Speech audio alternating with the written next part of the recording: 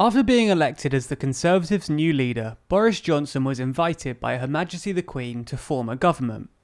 With his characteristic vim and vigour, the Prime Minister wasted no time in appointing the majority of his cabinet. Johnson's cabinet reshuffle was comprehensive, one of the most comprehensive in recent memory, with 18 cabinet ministers leaving government and only 6 remaining in their posts. During the evening, Remainers were leaving and Leavers were remaining, with 15 Leave-backing MPs joining Johnson in the cabinet. No one wants me to sit here reading out the full list of cabinet appointees, so if you're interested in seeing the full list, you can pause the video now.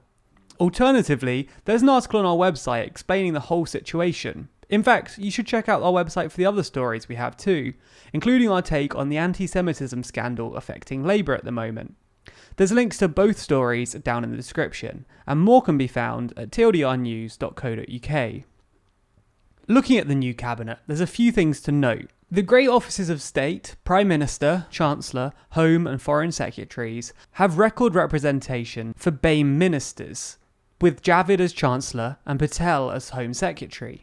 This continues across the entire cabinet, with a total of 6 BAME ministers. What's also noteworthy is the significance of the transition reshuffle. According to the Institute for Government, this is the most comprehensive intra-term reshuffle in the last 25 years.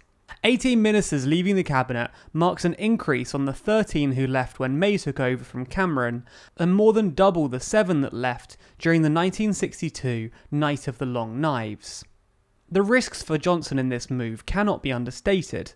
He's working with a razor-thin majority in Parliament, even when supported by the DUP, so losing competent, experienced ministers who may bear a grudge is an additional issue he could have done without.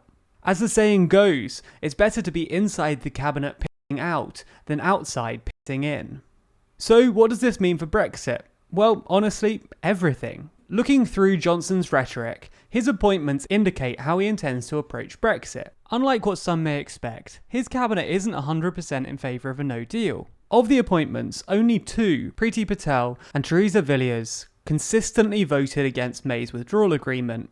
Excluding Johnson, only 4, Mogg, McVeigh, Raab and Shapps, even voted against her deal twice. The remainder of the cabinet have all voted in favour of May's withdrawal agreement every time it made it to the House. While the reshuffle does represent a hardening of the cabinet's Brexit stance, it does not indicate a full-throated push for no-deal Brexit from the outset. Johnson, who's coveted number 10 since his days at Eton, will be hesitant about launching fully into a no-deal Brexit, as it could endanger the length of time which he spends in number 10. For the same reason, he's unlikely to call an election which he might lose. This suggests that the government is aiming for an altered deal from the EU, the so-called lipstick on a pig approach. Something we discussed in our video about Johnson's plans and priorities yesterday. There's a link to that in the description. The cabinet's approach is significantly bolstered by 2 other important appointments to number 10, those of Dominic Cummings and David Frost.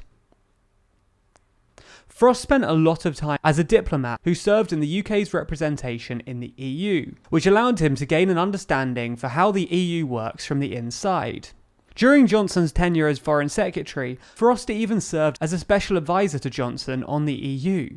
Frost's approach to Brexit is noteworthy, because unlike some, he believes that alternative arrangements can solve the border issue that's dogged the negotiations so far. He also stands apart from some of the other more hardcore Brexiteers in the ERG by not supporting a hard GATT24 Brexit. Over summer, his familiarity with the EU institutions and pragmatic approach will likely prove useful in the renegotiation process, by focusing on realistic and attainable solutions. However, it's the appointment of Cummings which is arguably the bigger indicator of where Johnson stands on Brexit. His Brexiteer credentials are beyond question, having been the campaign director for Vote Leave. Henry Newman described him as a pragmatist, very analytical, very careful before he makes a decision, who assembles a good team around him and then decides what he's going to do, and is very determined in getting that done.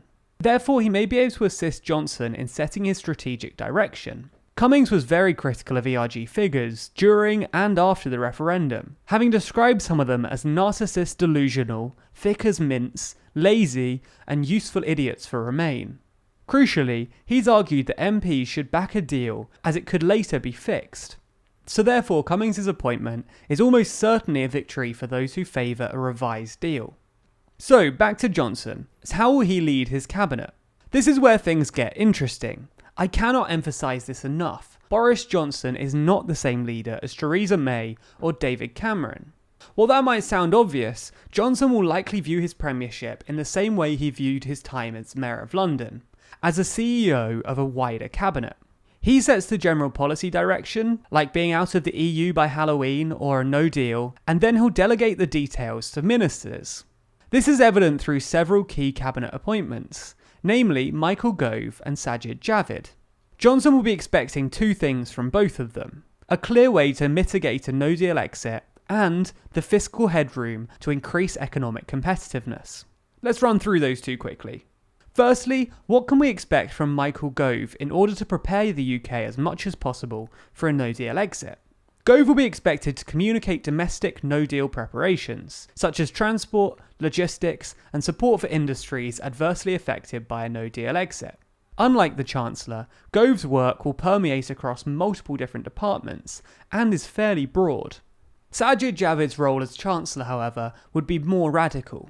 Economically, he's more Thatcherite, supporting tax cuts and deregulation measures. His appointment hints to the strategy that Philip Hammond alluded to in 2017, when saying that the UK will have to change our economic model to regain competitiveness, and to counter the short-term disruption that would emerge after a no deal. As Chancellor, Sajid Javid would be expected to do two things: provide fiscal headroom for infrastructure projects, and increase economic competitiveness. Fiscal headroom is a polite way of saying increase the money that the government pulls in. Infrastructure and spending have been the cornerstone of Johnson's leadership campaign. However, these things drain funds, so he'll need this additional fiscal headroom to fund them. There is some logic here. A no-deal exit will, by its very nature, involve an economic downturn, and investing in infrastructure provides economic activity that will go some way towards countering that. Tax receipts will still flow, people will still work, and the economic machine will continue to move forward. So what would Johnson spend this fiscal headroom on? Well, his shopping list is long, very long. Since the leadership campaign, he's made several pledges: raising the 40p income tax threshold, an extra 20,000 police officers, countrywide high-speed broadband, increasing social care spending, investing in schools, and infrastructure investment. As I said earlier, we talked about all of this yesterday, so if you're interested, you can check out the video to find out more about his commitments.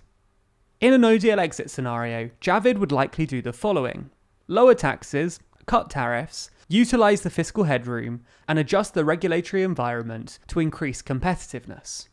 This would likely have two major effects. One, offsetting the disruption from a no deal by increasing foreign direct investment by making the UK a more business-friendly environment. And two, challenging the continental economic model. Doing so would signal to the EU that, to quote Philip Hammond, the British people are not going to lie down and say, too bad, we've been wounded. We will change our economic model and we will be competitively engaged. Changing the UK's economic model will be risky. Without proper support, there's a chance that some workers may find themselves being surplus to requirements and not find a place in a future high-tech, low-tax, low-regulation British economy. The overarching message of a Javid no-deal budget is that the UK is open for business, regardless of Brexit. It's also worth making a crucial differentiation between wanting a no-deal and using it as a negotiation tool. Johnson, insofar as Cabinet and Number 10 appointments indicate, is using it as negotiating leverage. While his rhetoric has hardened during the leadership campaign and during his first address to the Commons, these remarks need to be taken with a grain of salt. Johnson will need to give ground to move forward, which was a reoccurring theme during the initial negotiations with Theresa May. It's likely that he's taken up these hardened views only to compromise it away to get the desired outcome. When assessing Johnson's Brexit policy, looking past the rhetoric is of paramount importance. Are the EU willing to renegotiate, though? The EU has been absolute in its insistence that the withdrawal agreement is not open for renegotiation. But some claim that might not be the whole story. The BBC's Europe editor, Katja Adler, has highlighted that within a few member states, there's an openness for the idea of a time limit or a sunset clause to the backstop. However, that does require the agreement of the Irish. The EU will not move unless the Irish do. Henry Newman has indicated that the EU's public position is not absolute. He's also highlighted that some within the Commission have begun discussing surgical changes to the withdrawal agreement to find a way to circumvent the backstop. Would that be enough though? In short, no one knows. After all, Johnson may be able to claim that this surgically changed withdrawal amendment and its slightly different backstop constitutes a successful New Deal, while Michel Barnier is able to do the opposite, saying that they didn't change and capitulate to the UK's demands. The big question though is, are the communication skills that got Boris into Downing Street and his reputation as an architect of Brexit enough to let him sell the lipsticked pig as smoked bacon? After all, if he can, and the backstop can be resolved, then most of the opposition to the deal should soon dissipate. Only time will tell what Johnson's able to do, and what his cabinet's true plans are, and it will certainly be interesting to watch it unfold over the next month. Of course, we'll keep you updated as that happens, so make sure you're subscribed to the channel. Also, hit that bell icon to be notified when we release more videos. You can also find us across other social networks simply by searching for TLDR News. And if you want your name featured at the end of the videos just like these people, then make sure to back us on Patreon. There's links to that down in the description.